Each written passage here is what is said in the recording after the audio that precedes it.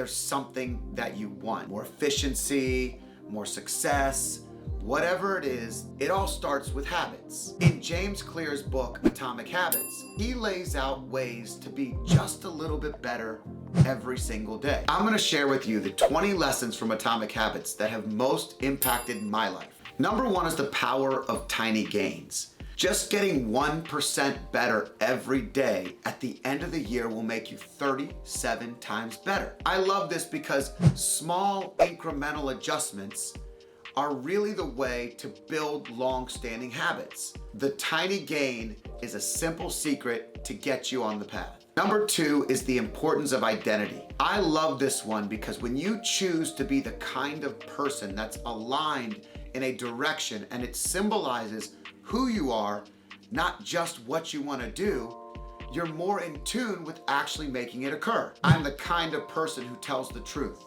I'm the kind of person who stays in shape. I identify with a certain type of version of myself and I'm working towards that version. And when I'm not working towards it, I find myself feeling like I'm not being honest with myself.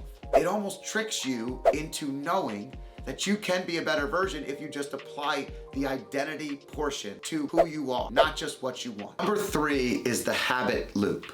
The habit loop is the cue, the routine, and the reward. The one that always gets me is from Charles Duhigg's book, The Power of Habit, where he talks about somebody that bites their nails. And it wasn't just biting their nails that they wanted to get rid of, it was actually they had to figure out what was the cue that made them bite their nail. So it might be that they were stressed out about something, and when they were stressed out, they began to rub the corner of their finger. And as they rubbed the corner of their finger, the routine would happen, and they would realize that that was the actual nail and it was out of place and they had to take care of it. And they would bite their nail. At that point in time, the reward is their nail would be smooth, but they're still biting their nail. In order to change that habit, they had to actually know the cue, the routine, and the reward. So the habit loop helps educate us to get us better equipped to change what we want to change or build what we want to build. Number four are Keystone Habits. This one's super easy because we already used an example of working out earlier. And the ultimate change that happens when you start working out is the ripple effect of all the other things that go into your life in a better way. When you work out and you have to be in the gym in the morning, you probably don't stay up as late, which means you get more sleep. When you know you're gonna be in the gym in the morning, you also may not have that extra drink that you were thinking about. And even better, most people find they're eating better. Their whole diet changes as a rippling effect that allows them to be the better version of themselves. So it's a building upon habit, something that changes the lifestyle, not just the habit. Number five is the importance of the environment. The easiest example here is one I can use from my own world. If chocolate is in my house, I tend to eat it. I love chocolate. I like it when it goes in the freezer and I pull out just a small piece. I don't excessively eat it, but I will excessively eat more than I want to and feel bad about myself if it's in the house. I don't have the ability to say no to this. So if I change the environment and I just exclude it from my environment, I tend to be just a little bit better. This can be used in a lot of different ways. It's also good if you surround yourself with people who identify the way that you identify as when it comes to the habit. If you're trying to be healthier and you're surrounding yourself with lots of healthy people who eat well, you will find yourself more likely to succeed. Number six is the power of habit stacking. An example I love to use here is that I had a friend who was giving us an example in a big group I'm in, and they said they wanted to get stronger and they wanted to do push-ups, but they just never found the time to do push-ups. And she was 70 years old, and she said, I go to the bathroom a lot in the day. So I figured that if I could just make this stack, I could go to the bathroom and do 5 push-ups before I went, I would find myself more successful. Habit stacking is taking something you're already doing. Personally, I did this when I started waking up in the morning and reading and meditating. I do it every single day. It started with reading scripture. Then I added the meditation. Then I added something else. And by the time I got to my normal morning routine, I've added 2 or 3 different things, but I stacked them to be more successful because I knew I was getting that start and it was a great place to build. Number 7 is the science of habit tracking. This one's all about accountability, folks. If you don't get to see how you have been successful or unsuccessful, it's very difficult to know where you stand and where you're heading. I use an example that for years I wanted to meditate. I used to write it down and I had a journal where I would X the days that I did. And every single week I would look back and guess what? I noticed I was failing 1 time, 2 times. If the goal was 7, I was able to track it and see when I was unsuccessful. It works the other way as well. When I could see that I was building from 2 to 4 days and 4 to 6 days, eventually I was at a point where I was doing it every single day, which was what the original objective was. But nothing felt better than seeing the X's every single day on a piece of paper. The journaling, the tracking, it really makes a difference if you want to be a better version of yourself. Number 8 is the importance of friction. I like to use a social media example here. If you want to spend less time on your phone, one thing that I've done is I've made my apps a little harder to get to. I moved my social media apps from being by themselves, standalone on the front of my phone, to a folder where I have to open the folder and go in. The amount of time that has saved me in my life has been a ton. It was a simple thing to create some friction so that I could be better at a habit I wanted to get rid of. Friction can be a way that you can negatively trick your brain into doing something that you want to do more of. And that's a perfect example. Number 9 is the power of implementation intention. This is knowing where and when you're gonna do the thing that you wanna do more of. So if you stacked your habit and you know that the morning is a great time, having the idea ahead of time that for 10 minutes I'm gonna meditate as soon as I wake up in my bed, the place, the time, the present moment, I know exactly where and when I'm gonna do it, I'm going to be more successful. Number 10 is the benefits of temptation bundling. This is a great one because we all want to do things in our life, but when we can attach them to the things that maybe we don't want to do, it can be more likely we'll accomplish them. So, for example, I listen to podcasts all the time on long drives. I like long drives a little bit, but there's a lot that I have to do that I don't enjoy. I put on a long podcast and I use that time to just listen and think, and I found it to be so valuable. I know a lot of people put on their favorite music while they do the dishes. Nobody likes doing the dishes, but everybody likes to listen to something that makes them feel good. When you're able to bundle it with something good and something bad, you're more likely to enjoy it. Number 11 is the importance of a social support network.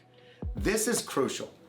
If you are in an environment that's going to make you more successful, you're going to be more accountable, you're going to track it better, you're going to stack better, all the things we've talked about thus far, but your environment matters. You have to surround yourself with people that identify the same way as you, all the things we've already talked about. But most importantly, it helps with accountability and seeing yourself in others.